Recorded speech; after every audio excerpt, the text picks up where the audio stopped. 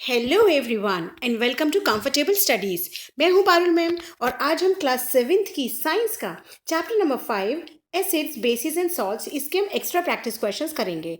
तो बुक के एंड में एक्सरसाइज के क्वेश्चंस होते हैं प्लस ये एक्स्ट्रा क्वेश्चंस, और इसके अलावा हम अगर चैप्टर को 2-3 बार कर लेते हैं तो we can score very good in the exams. तो अब स्टार्ट करते हैं। What does sour substances contain? जो सार यानी खट्टे सब्सटेंसेस होते हैं उनमें क्या होता है? द सब्सटेंसेस विच टेस्ट सार कंटेन एसिड्स, उनमें एसिड होता है जिसकी वजह से वो खट्टे होते हैं। जैसे दही, कर्ड जो है, lemon, orange, vinegar are sour in taste and contain natural acids. Okay, इनमें नेचुरल एसिड होता है, ये कोई आर्टिफिशियली नहीं बनाया गया है, ये नेचर में एज इट इज़ कर्ड में, लेमन में, इनमें एसिड होता है, so called natural acids. Next question, what are bases? Bases क्या होते हैं? तो the substances which are bitter in taste, थोड़े से कड़वे होते हैं, हल्के से अजीब से टेस्ट के होते हैं ये, एंड फील सोपी ऑन टचिंग आर बेस, और अगर हम इनको फिंगर से टच करते हैं तो ये बड़े सोपी यानी फिसले फिसले से फील होते हैं। जैसे एग्जाम्पल है बेकिंग सोडा, जो हम वाइट कलर का एक पाउडर होता है बेकिंग सोडा, जो हम अब किचन में यूज़ करते हैं कुछ कुछ नान या कुछ ऐसी चीज़ें बनाने में जिसमें हमें कोई चीज़ को फुलाना है, ठीक है, तो उसके लिए हम बेकिंग सोडा जो कि एक बेस है उसका यूज़ करते हैं। ओके, नेक्स्ट है, watch the full video to get the answer of these 2 questions and write in comment box. ये 2 क्वेश्चंस हैं जो कि इस वीडियो के क्वेश्चंस के ऊपर ही बेस्ड हैं। आप पूरी वीडियो देखेंगे then you can answer them in the comment box. Question है, litmus is extracted from dash. Next question है, when an ant bites it injects dash. Okay, and जो चैनल पे नए हो तो सब्सक्राइब कर लेना, और जिन्होंने सब्सक्राइब कर दिया है ऑलरेडी उनको मैं थैंक्स कहना चाहती हूँ। नेक्स्ट आगे चलते हैं। What are indicators? Indicator, indicate माने होता है किसी को संकेत करना या बताना, तो वही इंडिकेटर, उसी से लिया गया है वर्ड। तो special type of substances which are used to test whether a substance is acidic or basic are known as indicators। जो substance होते हैं, जो solutions होते हैं, वो या तो acidic होते हैं या basic होते हैं या neutral होते हैं, 3 टाइप के होते हैं। तो इनके जो नेचर है कि वो acid है, base है या neutral है, उसको टेस्ट करने के लिए इंडिकेटर्स का यूज़ किया जाता है। और इंडिकेटर्स भी 2 तरीके के होते हैं, एक होता है नेचुरल इंडिकेटर्स जो नेचर में सेल्फ पाए जाते हैं, जिनको हम यूज़ कर सकते हैं टेस्ट करने के लिए, और दूसरे होते हैं केमिकल्स जो कि लैबोरेटरीज में डेवलप किए जाते हैं। ओके, नेक्स्ट है, नेम सम नेचुरल इंडिकेटर्स। हाँ, जो अभी मैंने बताया था वो क्वेश्चन आ गया है। तो टर्मरिक यानी हल्दी जो है, जो किचन में यूज़ होती है सब्जी बनाने में, वो हमारे नेचुरल इंडिकेटर है।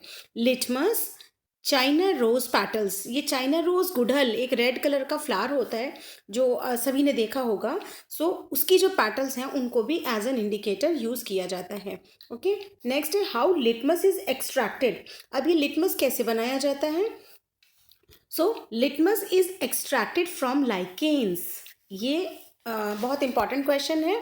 तो litmus is available in the form of a solution और स्ट्रिप्स ऑफ पेपर।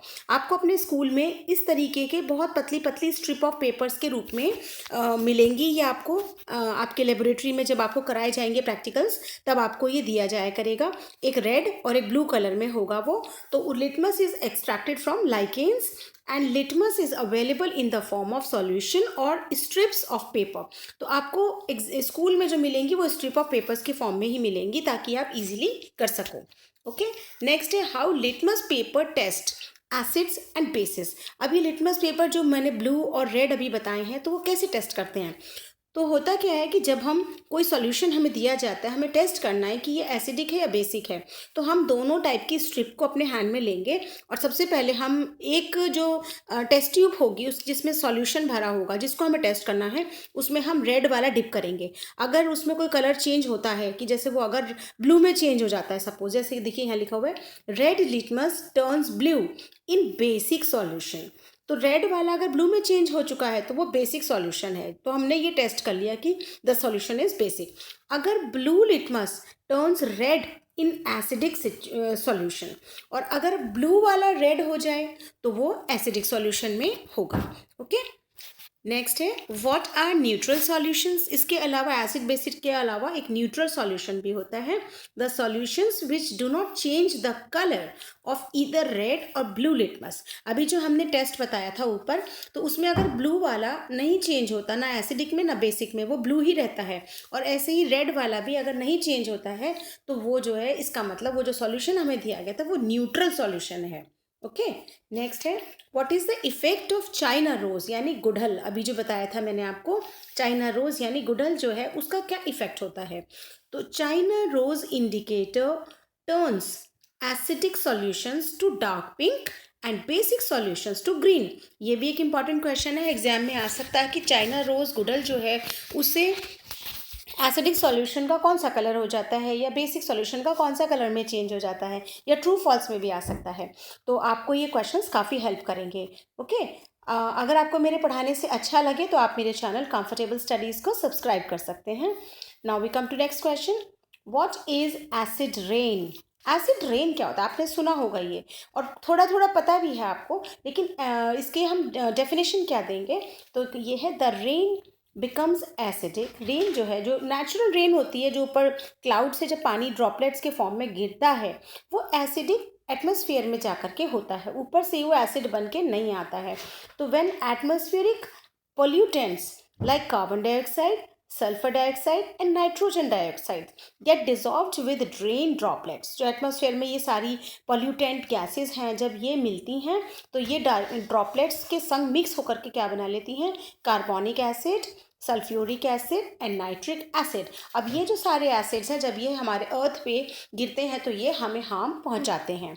ओके, तो जैसे मॉन्यूमेंट्स, बिल्डिंग्स, या जो कोई और मतलब ह्यूमन बॉडीज, एनिमल, सबको ये नुकसान पहुंचाते हैं। Next question is what is phenolphthalein. Sorry, मैं ही गलत कर दी थी। What is phenolphthalein. Okay, it is an indicator. ये एक इंडिकेटर है। इसमें क्या होता है, when the solution is basic, तो phenolphthalein gives pink colour, and when the solution is acidic it remains colourless. तो इसका एक टेस्ट होता है हमारे लेबोरेटरी में, उसमें ड्रॉपर से अगर हमें कोई सॉल्यूशन टेस्ट ट्यूब में दिया जाता है, तो उसमें क्या होता है कि वो हम फिनोल्फ्थलीन जब उसमें डालते जाते हैं, तो जब तक उसका कलर एक पॉइंट पे आके पिंक हो जाता है, लेकिन उसके बाद अगर हम उसकी क्वांटिटी बढ़ाते जाते हैं तो वो कलरलेस भी हो जाता है, या हम अगर उसमें बेसिक सॉल्यूशन डालते हैं तो वो जो है एसिडिक, इट रिमेन्स कलरलेस। अगर उसमें एसिडिक सॉल्यूशन डालते हैं तो वो कलरलेस हो जाता है। ठीक है, नेक्स्ट इज डिफाइंड न्यूट्रलाइजेशन। तो हमने न्यूट्रल सब्सटेंसेस पढ़े थे। न्यूट्रल सब्सटेंसेस क्या होते हैं, उसी के ऊपर है ये, व्हाट इज न्यूट्रलाइजेशन। तो इसमें क्या होता है, the reaction between an acid and base is known as neutralisation. अगर कोई सब्सटेंस या कोई भी चीज़ एसिडिक हो रही है, तो हम उसमें अगर बेस मिला देंगे तो वो न्यूट्रल हो जाएगा। ठीक है, जैसे salt and water are produced in this process with the evolution of heat. ये बहुत इंपॉर्टेंट क्वेश्चन है न्यूट्रलाइजेशन का, इसको समझना भी बहुत ज़रूरी है। इसमें दिया है एसिड प्लस बेस, ये दोनों को अगर मिक्स किया जाता है तो एक न्यूट्रल सॉल्यूशन बन जाता है। तो सॉल्ट प्लस वाटर बनता है and heat is evolved. Okay, heat निकलती है। तो जब जिस टेस्ट ट्यूब में हम अपनी लैबोरेटरी में जब वर्क करेंगे तो हम देखेंगे कि अगर हमने एसिड में बेस को मिक्स करा तो टेस्ट ट्यूब थोड़ी सी गर्म हो जाती है, हल्की सी। ठीक है, next, what is the role of neutralisation process in our digestive system. हमारी बॉडी में जो डाइजेशन होता है उसमें न्यूट्रलाइजेशन कहाँ काम करता है। तो देखो, आपने कई बार सुना होगा, घर में कहते हैं एसिडिटी हो रही है, हमारे पेरेंट्स कई बार कहते हैं कि एसिडिटी हो रही है। तो क्या होता है कि हमारी बॉडी में डाइजेस्टिव जूस की फॉर्म में एक हाइड्रोक्लोरिक एसिड रिलीज होता है हमारे स्टमक से, हाइड्रोक्लोरिक एसिड HCl, जो कि हमारे खाने को गला देता है और डाइजेशन इजी हो जाता है। तो जब ये कई बार ज़्यादा बन जाता है, but too much of acid creates indigestion, तो उससे जो है हमारा खाना बल्कि पचने की जगह और ज़्यादा मतलब गैस बनने लग जाती है पेट में, और हमें पेन होने लगता है। कई बार हमारे इंटरनल ऑर्गन्स के लिए हार्मफुल भी हो जाता है। बहुत ज़्यादा एसिडिटी नहीं होनी चाहिए। तो इसके लिए वो लोग क्या करते हैं, जिनको एसिडिटी ज़्यादा रहती है, दे टेक एंटासिड। ये टैबलेट भी आती है और सिरप की फॉर्म में भी आता है, इसको पीते रहते हैं ये लोग, जिससे और ये एंटासिड क्या होता है, ये मिल्क ऑफ मैग्नीशिया होता है, ये एक सब्सटेंस होता है मिल्क ऑफ मैग्नीशिया, उसको मिला करके बनाया जाता है एंटासिड, जिसको पीने से एसिड जब बेस के साथ मिलता है तो न्यूट्रलाइजेशन प्रोसेस हो जाता है और वो जो है एसिडिटी का इफेक्ट कम हो जाता है। Neutralisation process occurs and stomach is relieved, जो हमें प्रॉब्लम फील हो जाती है वो कम हो जाती है। ओके, अब नेक्स्ट क्वेश्चन सेम है यही, what is the role of neutralisation process while ant bites. जब हमें चींटी काटती है या चीटा काटता है तो बहुत तेजी से एकदम से काटता है, हमें बहुत इचिंग होती है, रेडनेस हो जाती है, लेकिन अगर उसी समय हम एंटासिड का यूज़ कर लें तो वो इफेक्ट कम हो जाता है। तो इसको आंसर की फॉर्म में देखेंगे, व्हेन एन एंट बाइट्स, तो वो क्या इंजेक्ट करता है, फॉर्मिक एसिड, क्या इंजेक्ट करता है, formic acid into the skin. अब ये फॉर्मिक एसिड हमारी स्किन में हमें इरिटेशन देने लगता है, इचिंग होने लगती है। तो while applying baking soda, baking soda में थोड़ा सा पानी मिला करके अगर हम उस जगह पे लगा लेते हैं तो न्यूट्रलाइजेशन अकर्स, न्यूट्रलाइजेशन हो जाता है और हम उस सेंसेशन से रिलीव हो जाते हैं।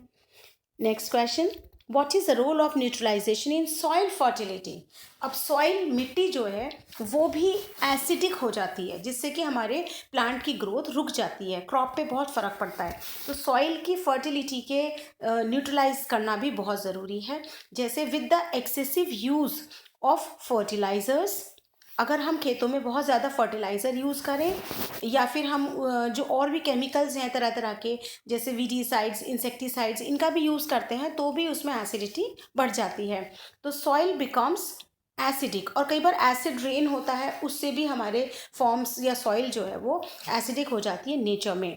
बाय एडिंग लाइमस्टोन और अदर बेसिक सब्सटेंसेस, कुछ बेसिक सब्सटेंसेस होते हैं उनको जब हम उस पर छिड़क देते हैं या ऐड कर देते हैं तो उससे न्यूट्रलाइज हो जाता है द सॉइल, सॉइल जो है वो न्यूट्रलाइज हो जाती है एंड दस enhances the plant growth. Okay, उससे हमारी प्लांट ग्रोथ ठीक हो जाती है। So this was all for this chapter. I hope आपको मेरे पढ़ाने से अच्छा लगा होगा, तो आप मेरे चैनल कंफर्टेबल स्टडीज़ को सब्सक्राइब कर लेना और भी वीडियोज़ को आप देखना। So happy learning, bye bye.